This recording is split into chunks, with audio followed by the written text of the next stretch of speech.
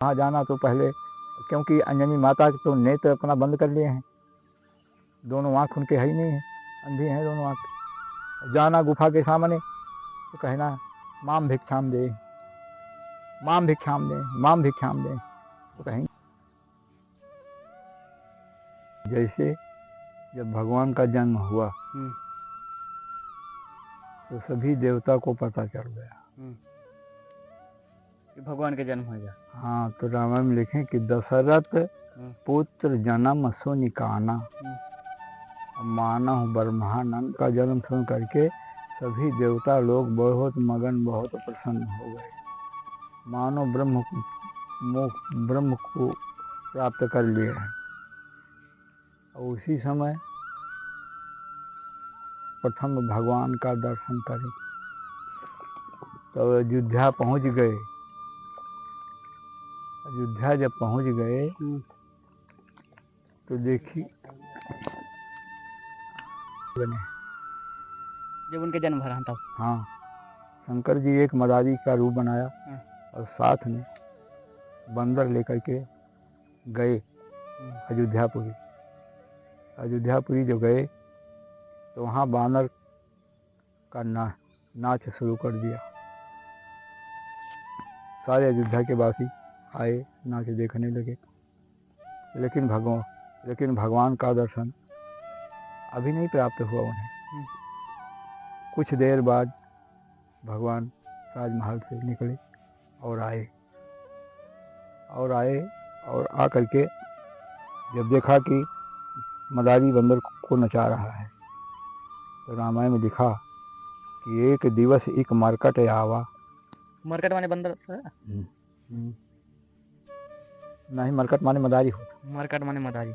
एक दिवस एक मरकट आवा और दशरथ द्वारे कीस नचावा। कीस माने बंदर। बंदर दशरथ के दरवाजे पे नचाने लगा। तो खेलते खेलते भगवान भी पहुंच गए। और भगवान जब पहुंच गए तो देख राम ठानी मचलाई और कहाँ हमें कपि देव मंगाई। भगवान मचल गए और कहने लगे कि मैं भी बंदर लूँगा और मैं भी डमरू लूँगा, मैं भी नाच बंदर नचाऊँगा। तो वेद बता रहा है कि ना कपि ने देने तह लागे। राजा दशरथ का आदेश हो गया, पकड़ बंदर को ले आओ। दो भाई तमाम बंदर पकड़ कर लोग लाने लगे और राम के समक्ष ले गए। लेकिन राम एक भी बंदर नहीं उनके मन का नहीं होता था। बंदर देखे थे वही उनके मन का नहीं, तो बंदर एक भी बंदर उनके मन का नहीं होता था। परेशान हो गए। नाना कपि ने दे निते ही लागे, तदपि न देत रुदित प्रभु भागे। नाना प्रकार के बंदर को पकड़ कर देने लगे, लेकिन भगवान रो रहे हैं, ये बंदर नहीं लूँगा, दूसरा बंदर लूँगा। फिर दूसरा ले आए। फिर उसके बाद कहने बोलते थे ये बंदर मेरे मन का नहीं है, दूसरा बंदर लूँगा। नाना प्रकार के बंदर को देने लगे, लेकिन भगवान रोते ही रह गए। तब बंदर पर कहे गुरे ते जाई। तब राजा दशरथ उठे और वशिष्ठ के पास गए। और वशिष्ठ से बताया कि एक मदारी आया है, वो बंदर नचा रहा है और राम भी बंदर के लिए मचल पड़े हैं। राम भी बंदर के लिए मचले हैं। तमाम बंदर दिए जा रहे हैं, लेकिन उनके मन का बंदर नहीं हो रहा है। गुरुवर, क्या उपाय किया जाए? तब गुरु वशिष्ठ जी ने बताया दशरथ से कि जय हित रोवत राम सुन सो बानर है आन। जिसके लिए भगवान रो रहे हो ये बंदर नहीं। कहा फिर वो बंदर कौन सा है? तो कहा कि राहत चदा जहीं धाम पर तुमते करूँ बखान। वो बंदर जहाँ पे रहता है उसको मैं आपसे बता रहा हूँ। तो राजा दशरथ ने कहा ठीक है गुरु, और बताओ वो बंदर कहाँ है? उसी बंदर को ला करके राम को दिया जाएगा। तब कहा पंपा सर चले जाओ। हाँ, पंपा सर चले जाओ और वहाँ अंजनी माता है, उनके पास एक बंदर है जिसका नाम है पवन पुत्र हनुमान। कौन पुत्र हनुमान? कहा तो उसी पे कहा कि उन्हीं बंदर को ला करके दो, शायद हो सकता है उनके मन का आ जाए। तुरंत रथ सजा। सुमंत जी रथ को लेकर के गए और कहा कि ऐसे मत मांगना, वहाँ जाना तो पहले, क्योंकि अंजनी माता तो नेत्र अपना बंद कर लिए हैं, दोनों आँख उनके है ही नहीं है, अंधी हैं दोनों आंखें। जाना गुफा के सामने तो कहना माम भिक्षाम दे, माम भिक्षाम दे, माम भिक्षाम दे। तो कहेंगे कि पुत्र क्या मांग रहे हो। कहे तो वो कह देना माँ मैं ऐसे नहीं वो बताऊंगा, पहले आप तेरी वाचा भर लो कि जो मांगोगे पुत्र वही मैं दूंगी। सुमंत जी गए, कहा माम भिक्षाम दे, माम भिक्षाम दे, माम। अंजनी माता ने कहा बेटा क्या मांग रहे हो। कहा मैया इस तरह से नहीं, पहले फिर वाचा भर लो तो बताऊंगा। अंजनी माता ने 3 बार कह दिया जो मांगोगे वो वही दिया जाएगा बेटा। उसके बाद में कहा कि प्रभु राम विष्णु जो है राम रूप में अयोध्या में अवतरित हुए हैं।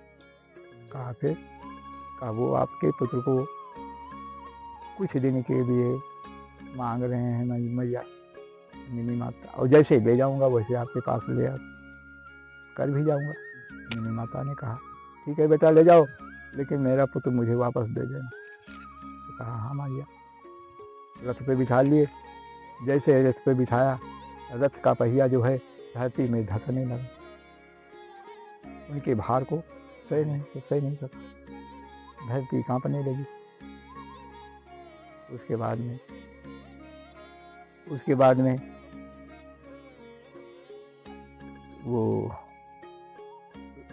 में सुमंत जी धरती माता से हाथ जोड़े माँ और हनुमान जी से भी हाथ जोड़े कि अपना भार कुछ हल्का कर दो, ताकि हम आपको अयोध्या लेकर के पहुंच सकें।